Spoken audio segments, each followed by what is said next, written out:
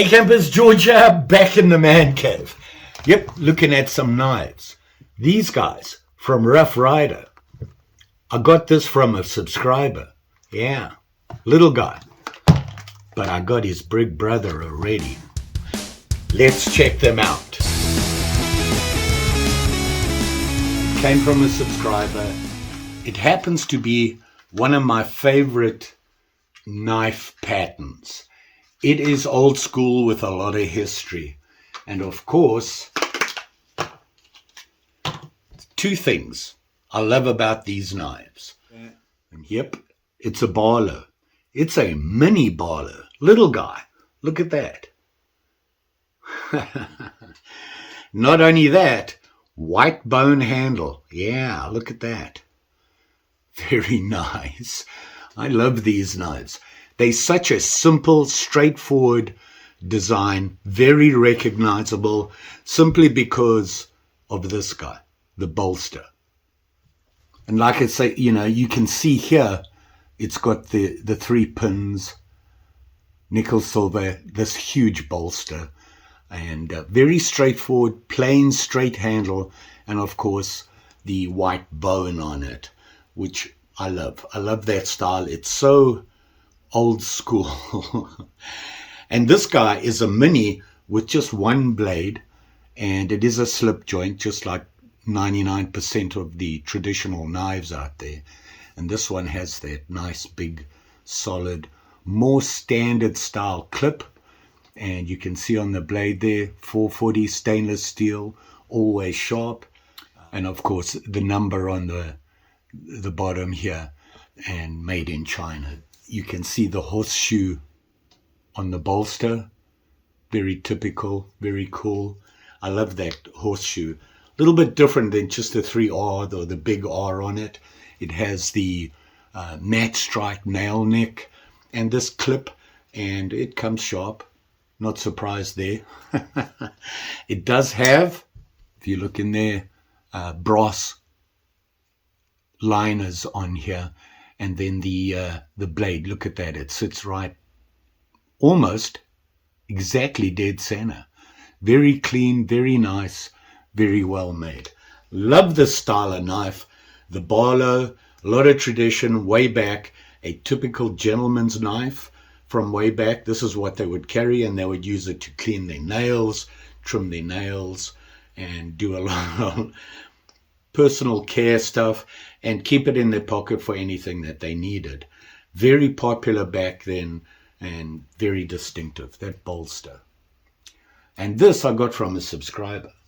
He also sent this to me, which is a Scrimshaw kit, and it's designed for white bone handles.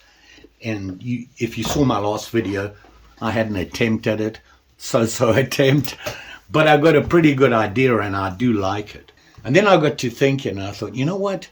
Why does this little Barlow look so familiar?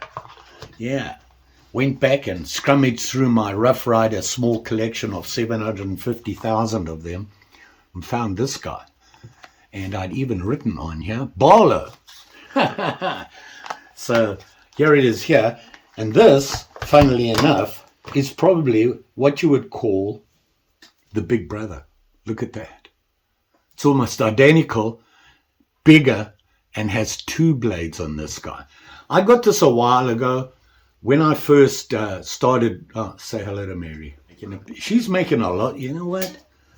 She needs to go back to the office and get some work done. This wandering around the workshop here isn't working for me. Hey, what are you doing? Man, bosses.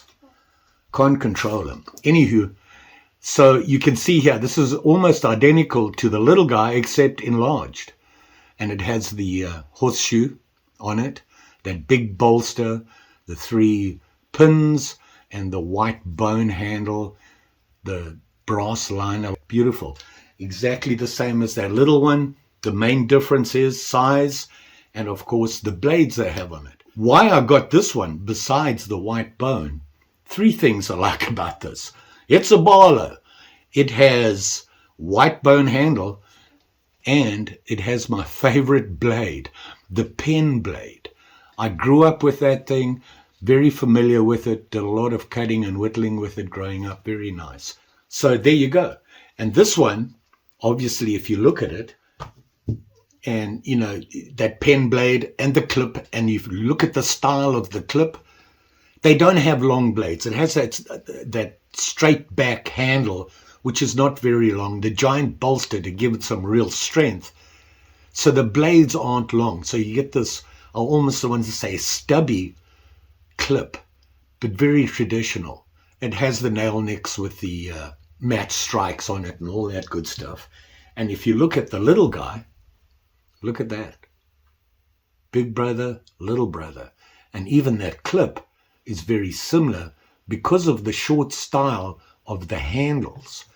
I have brothers. And to be honest, when I was looking at that the Scrimshaw, he had sent me this with it, and I thought, I wonder if I should do Scrimshaw on it. But the drawings they had, I couldn't get them to fit on the handle. The pins kind of seemed in the way. It was a little bit too close, and it's small. But maybe I'll find something to do on it because, hey, it's white bone. It's perfect for Scrimshaw. That's what they did. But then I remembered this guy. Much bigger, more room, and I think I'm going to give him a tattoo because, you know what, he's older, he can make his own decisions. Unlike little guy here, he gets a tattoo. But let's have a look at the specs on both of these so we know what we're dealing with. This is the RR 1273 is the model number of this guy. Call it the Rough Ryder White Smooth Bone Small Barlow. And it's obvious why. Look how tiny it is. Can hide it in my hand. Closed, this guy is a blistering 2.78 inches. Not very big. And open like this, he's almost exactly 5 inches. So not really that big. In your hand, you can see how small it is. This is almost like a normal everyday pen blade size these days. Blade shape is obviously a clip, and it has the match strike nail neck on it. It is 440A stainless steel, and it's a slip joint. So, you know, very typical of a old school traditional knife style. And like I said, Barlow, one of the most popular from way, way back. It has that, I really like that horseshoe. Very nice, double R on the blade there. Length of the blade, 1 7/8. Not very long, but hey, it's not designed for that. This is a small knife in your pocket, typically a dress knife. So, you know, they'd be wearing very nice clothes and that, have this in the pocket, not very obvious. So the white smooth bone, they call it white smooth bone, small Barlow. No weight to it at all. Little brother, Barlow, white smooth bone handle. And then you have, of course, big brother, this guy here, a lot bigger. Closed 3.3 inches. Give you an idea of the size of these guys. You can see the difference. Quite a difference in it. Way heavier. One of the reasons is, look at the size of the bolster on this guy. Very, very big bolster, and of course it has that nice horseshoe on it. I really like that. Very, very nice. If you look carefully on the actual horseshoe, it actually says tested sharp. 440A stainless steel, match strike, of course, and it is a slip joint, doesn't have half stops on it, and you can see, I'm just put it in the half position, but it's not a stop. You can see the big clip, and of course the pen blade. We talked about that. Let's get some sizes here. So this guy open with the big boy, okay, with the big clip, you're looking at 5 5/8 inches, tip to butt. Very nice. Bit bigger, you can see it in my hand, way bigger. You can see how it sits there. And then of course the blade, the actual blade length from the tip of the clip is 2 1/8. So from there to the working edge, not the ricasso. I prefer to give you the measurement of the working edge. That's what we use. We don't use the ricasso. So there you go. It does have a choil in it. They all do, very typical. I didn't show you that on the other one. But here is the pen blade. You can see a lot smaller. Very obvious, this pen blade. It's got that the kind of like a little hump here, and it comes down almost like a spear point. And the length of the blade on this guy is 1 3/8. Not very much. Pretty small. But that's typical for a pen blade. It's probably the most typical size out there, this kind of size. And I like this handle. When you I'm going to show you the difference. Hopefully you'll be able to see this. If you look at this guy, he's kind of dark and has a lot of dark in the bone compared to this guy. See that? Way cleaner, way wider. This has almost a yellowish look to it. I think that's pretty cool because it gives it an aged look. Like I said, big brother, old enough to make a decision. And actually I got a work order from the boss, Mary. She said, Scrimshaw, perfect, get on it. Let's see what we can come up with. So the first thing we've got to do is we've got to just clean off the bone here. And they recommend using some steel wool. I'm using the kit that was given to me, and it came with all this stuff. Surprisingly, this whole kit was extremely well priced. You were looking at about $15, including a knife. So I'm just giving this a quick rub here, both sides. Just want to clean up any residue, anything that is on the bone. Just a light rub, you don't have to press hard. Just using the wire, clean it up. Now we have to decide on a picture, and yay for Rough Ryder. In the kit, some hidden somewhere, right there, some ideas. And to be honest, the only one I felt, I'm just not ready to tackle something like that trout. I would love to do something like that. It would look really cool on there. Unfortunately, my skills so far, that shading, there's a lot of shading, so a little bit much. And what I was thinking is, I really like this idea, and it's a good fit. It fits in there really well. And that's this one here, nice and simple, easy to use, easy to trace, nothing fancy. I need that right now. I'm still learner driving.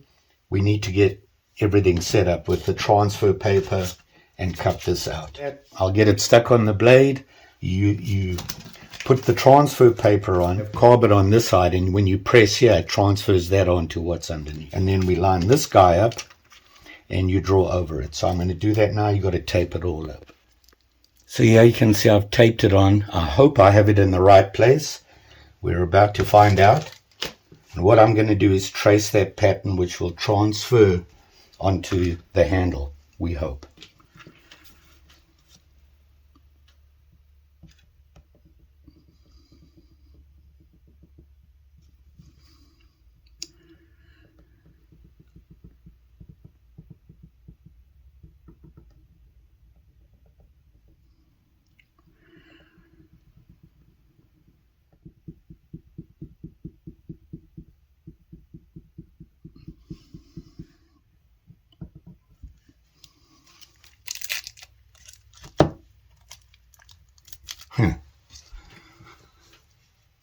So there you can see it's transferred on. It's not perfect, but it gives you some good guidelines. I'll just keep the picture as a reference and follow it. And let's see what we can come up with. Pretty cool. I actually got it right. So I'm now going to use this guy. I don't know what they call it. I just call it the scratcher. And if you look carefully, it comes to a point, but that point seems to be kind of sort of rounded off. And all I'm going to do is trace it. The real problem I've had when I first did it was how hard I scrape it. The harder you scrape, the slower you got to go. So here goes nothing.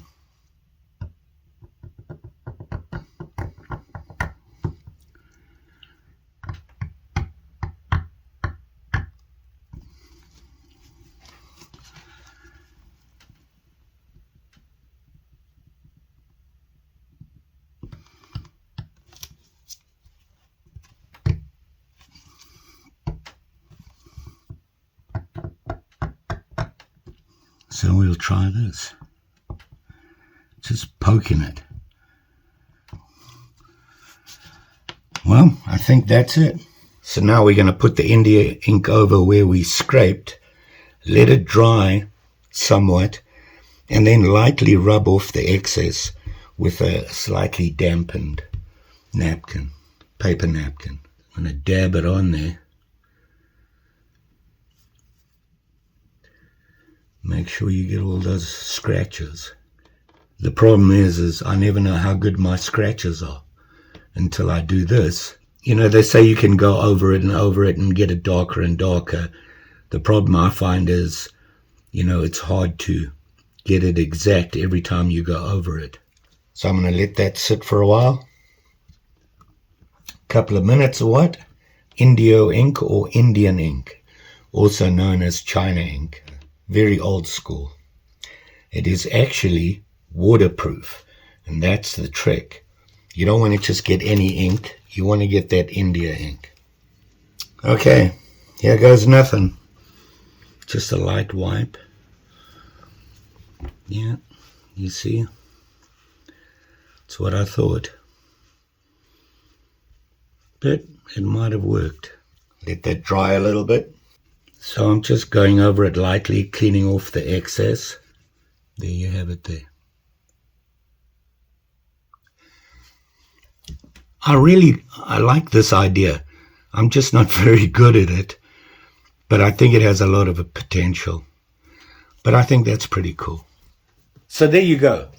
You know, I really like this idea, and it's fun to do. I'm not that talented at drawing.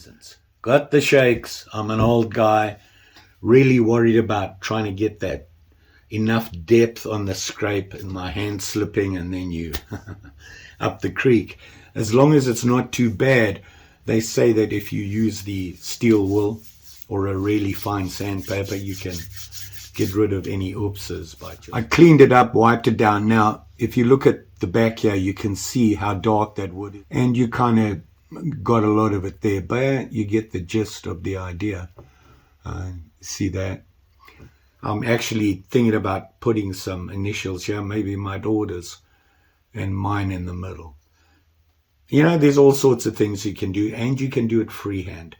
If you're any sort of artsy person, you can get a pencil and do the freehand drawing and then scrape over it and put the ink on. And the better you are at drawing, the better off you are. Great projects, and you know what? They don't cost an arm and a leg. You won't believe how much it costs for what I have here. How much did this cost? Me, nothing. But I went online and looked it up. This little guy, $7. Big Brother, $11. See this kit? That much. And you know what? Put it all together, add a little bit of shipping, and you're looking at just over $30. Here it is, for 3 knives and stuff to do scrimshaw. Wait a minute. Yeah, 3 knives. When you buy the kit, it comes with a trapper with a white bone handle on it. Where else can you get $30 and a couple of hours of fun and some enjoyment? You can't beat that. So there you go. Don't forget, like, share, subscribe. You know the story. Just promise me you're going to be safe out there, especially with all these sharp and shinies. Just say, Mary calls, I have to go to the office, I've done something wrong. Really appreciate you guys watching. See you again soon. Bye.